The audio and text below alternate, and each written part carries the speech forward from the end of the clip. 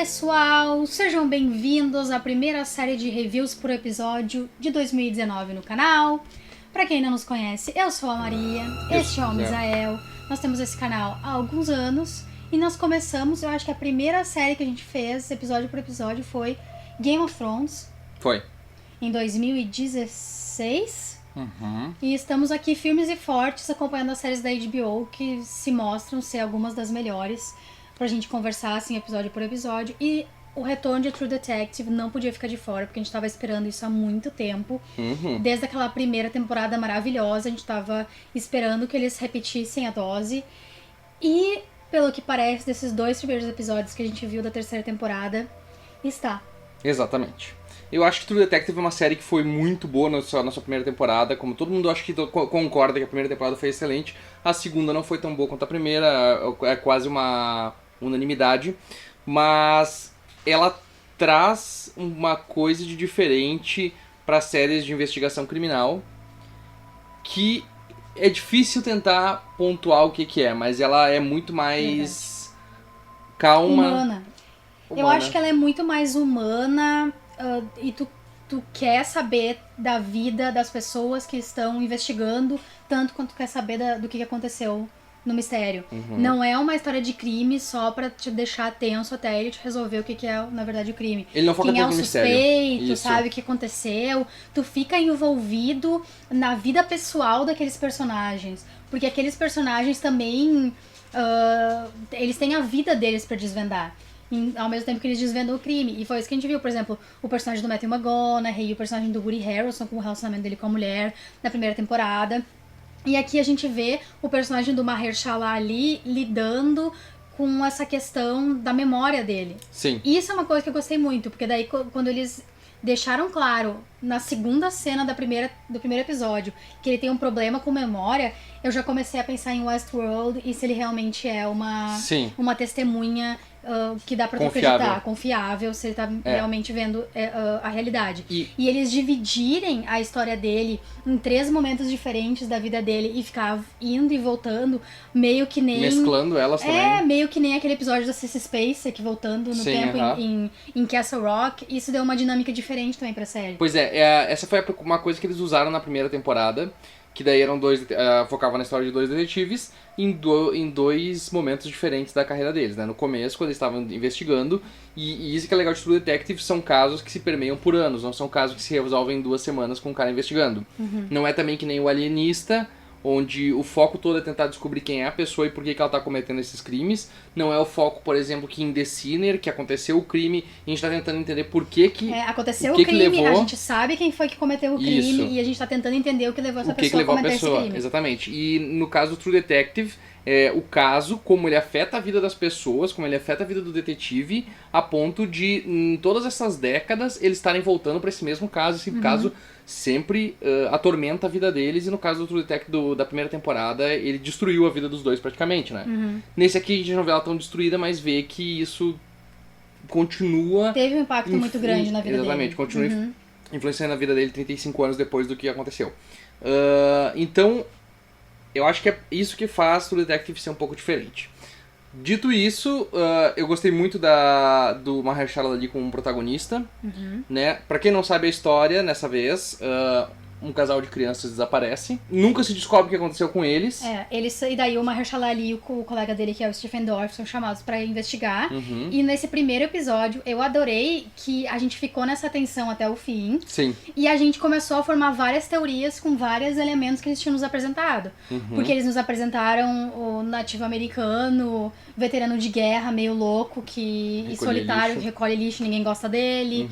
Eles nos mostraram um grupo de adolescentes satanistas, que me levou muito a pensar no trio dos assassinatos de Robin Hill, que são 3 adolescentes que foram acusados de matar 3 crianças em 1993, ligados a um culto satanista porque eles gostavam de banda de rock. Que é também parecido foi no com... Arkansas, então e também lembra... tem essa ligação. Eu também lembrei disso porque tem o livro do Lugares Escuros, da Gillian Flynn, que também é sobre um cara que é acusado de matar a família dele por conta de um ritual satânico. Porque nos anos 80 tinha essa vibe de todo mundo achar que tudo acontecia eram adolescentes matando por causa de rituais satânicos.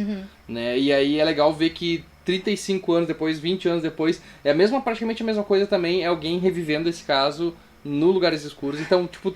É tipo essas docu-series que a gente tá vendo agora sobre todos esses crimes. Exatamente, revendo os crimes. Incessantemente, cada vez que um crime faz aniversário, ganha uma docu-series, inclusive na HBO, porque essa docu-series sobre esses meninos que foram acusados de 93 é da HBO. E tem um filme também, né? Tem um filme com a Naomi Watts também, que fala sobre esse caso, que são dos dois investigadores que tentaram livrar os guris depois que descobriram que eles eram inocentes. Filme eu não sei, eu sei dos E Tim Robbins também, se não me engano. Paradise Lost é o nome do documentário, se vocês quiserem assistir. E isso foi toda a dinâmica do primeiro episódio. Foi o setup pra gente descobrir o que tinha acontecido no fim, pra gente ter o plot twist que vai continuar toda a temporada. E daí eu já achei que tinha sido o guri, que ele tinha matado a guria e que ele ia acusar outra pessoa e essa pessoa ia estar erroneamente na cadeia. E não foi nada disso que aconteceu. Na verdade, o guri morreu, a guria se safou e daí ele descobre no fim que a guria tá viva ainda. E é legal ver também que como eles usam as habilidades do personagem, onde ele era um rastreador no Vietnã, a gente descobre um pouco mais sobre isso e descobre que ele é excelente em fazer esse tipo de coisa e tentar achar padrões e tentar achar coisas que normalmente as pessoas não veem. Ele vê coisas que as pessoas não veem porque ele faz isso durante muito tempo. E a gente tem daí o elemento principal e a única pista que eles têm, que são as bonecas de palha, que são um elemento meio creepy, que eu acho que tinha também na primeira temporada, que era aquela questão de ser um culto satânico. Na primeira temporada era um culto satânico, né?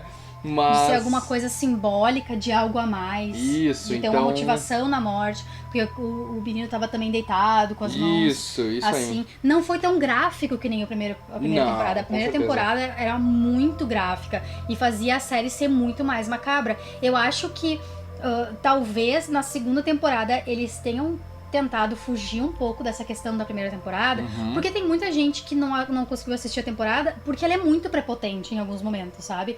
A gente tava vendo o TV Scenes fazendo os pecados do primeiro episódio de True Detective e eu consegui ver como a série era muito cheia de si, principalmente naqueles discursos super filosofantes que o Matthew McConaughey falava sobre a vida, sobre o universo, sobre não sei o quê.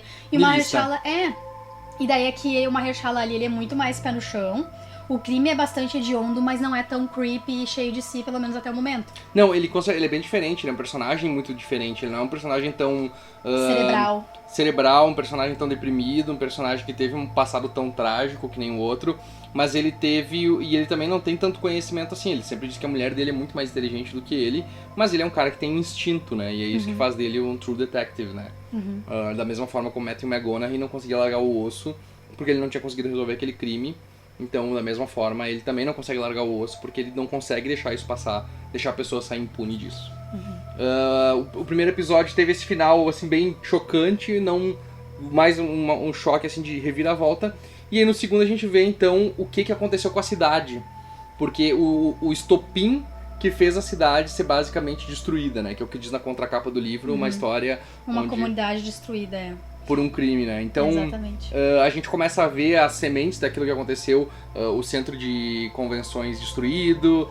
No final do segundo episódio a gente tem a casa dos Purcell aparentemente destruída também. Mas não é isso que eu acho que a casa dos Purcell significa. Eu acho que a casa dos Purcell é uma dica de que a gente vai ver logo o que aconteceu entre a Julie e ele, que é o que eles dizem, que é o que a entrevistadora pergunta pra ele 2 vezes, né? O que você acha? Foi por causa do que aconteceu com a Julie e o seu pai que você deixou a cadeia, a polícia? Ali eles acharam que tava tudo resolvido e eu acho que é por isso que ele parou lá. Eu acho que ele parou lá porque inconscientemente ele sabia que ali era o próximo passo em que rever a história ia levar ele. Que isso é uma parte interessante também, né? A gente tá vendo ele lutando contra a mente dele falhando. Ele não conseguiu resolver esse caso e ele tá dando essa última chance, que é através desse documentário, pra tentar relembrar aquelas coisas que ele pensou e ver esse caso mais uma vez antes de perder completamente a cabeça dele. Então, e essa é a primeira cena também dele, tentando se lembrar o que aconteceu, que dia é hoje, por que eu tô aqui, o que eu tô fazendo, o que tem no meu criado mudo. Pra mim, esse segundo episódio, tem também mais 2 referências de 2 grandes crimes badalados nos últimos anos. Eu não sei se foram intencionais, mas pra mim pareceram referências. A primeira é o discurso do cara falando sobre as provas e deixando a comunidade em polvorosa, que me lembra o discurso do advogado de acusação contra da Teresa Halbach, no assassinato da Teresa Halbach, de Making a Murderer, que ele dá aquele discurso floreado sobre era um belo dia e Teresa Halbach foi não sei onde, pra deixar o pessoal em pânico e reforçar o que aconteceu. E o segundo foi eles receberem uma carta, sabe, um tempo depois do desaparecimento dela, a la Joan Benet Ramsey, sabe? Só falta eles descobrirem que foi a mãe dela que colou a cartinha e ela aparecer morta no porão, mas a gente sabe que isso não vai acontecer. Mas parecia uma coisa meio John Benet Ramsey, sabe? Sim. Parece que ele tá fazendo, mesmo que ele esteja tirando sarro da gente querer reviver constantemente esses crimes, 10 anos depois, 20 anos depois, 30 anos depois, ele tá fazendo isso também. Ele tá colocando todos esses elementos... essas referências, essas referências na série, e eu acho isso muito legal. E é legal porque, tipo, como a gente tá falando, inclusive o nome do programa que eles estão gravando é True Criminal, né? Diferente de True Detective também. Então eles fazem essa brincadeirinha. Mas como esses programas... de crimes reais, eles estão se infiltrando na nossa cultura pop, estão fazendo parte, já são parte da nossa cultura pop, a gente já consegue ler eles e ver eles como uma parte normal das investigações, gente, né? A Marcia Clark, que é a advogada do caso do O.J. Simpson, que a gente não viu nem ela, a gente viu a Sarah Paulson interpretar ela. Sim. Ela vai produzir uma série esse ano. Uhum.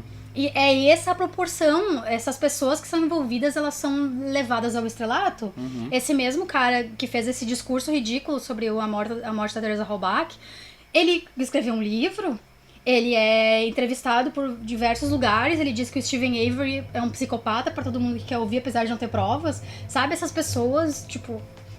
E é uma coisa interessante porque é uma coisa que a gente normalmente vê nos filmes, assim, e vê a promotoria e a defensoria sempre, ou enfim, a parte legal do caso interferindo e da forma, os erros que eles cometiam no passado muito em questão de entrar em contato com a população antes de ter provas concretas, antes de ter alguma coisa factual.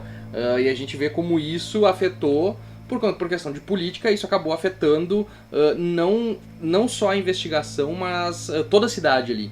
Porque a gente vê a cidade entrando num processo de histeria coletiva, onde as pessoas começam a ficar apavoradas, as pessoas não começam mais a funcionar direito, começam a desconfiar de todo mundo. Não deixa as crianças ir pro colégio. E aí começam as agressões, e começa a agressividade, começa a acontecer tudo que aconteceu que acontece quando as pessoas perdem a cabeça sem razão, né? O próximo passo é reconhecer objetos cortantes, eles escolherem quem é o bode expiatório e daí botarem todas a culpa no bode expiatório, provavelmente vai ser o cara sozinho, veterano.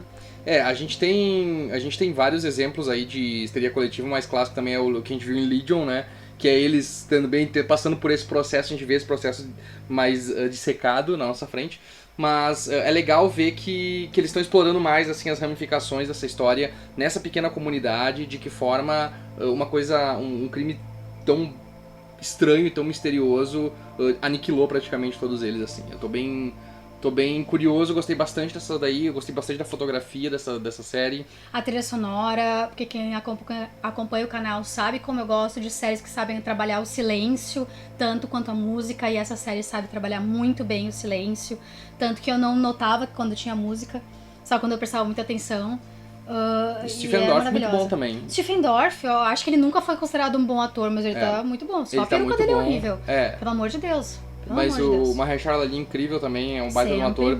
E é legal assim que eles deram... A gente teve os dois dividindo, o Woody Harrelson e o Matthew McConaughey na primeira. A gente teve 3 detetives na segunda, e mais o vilão que era o Vince Vaughn. O Taylor Kitsch, o Colin Farrell e a Rachel McAdams. E aí agora nesse aqui a gente tem o Mahershala Ali como personagem único.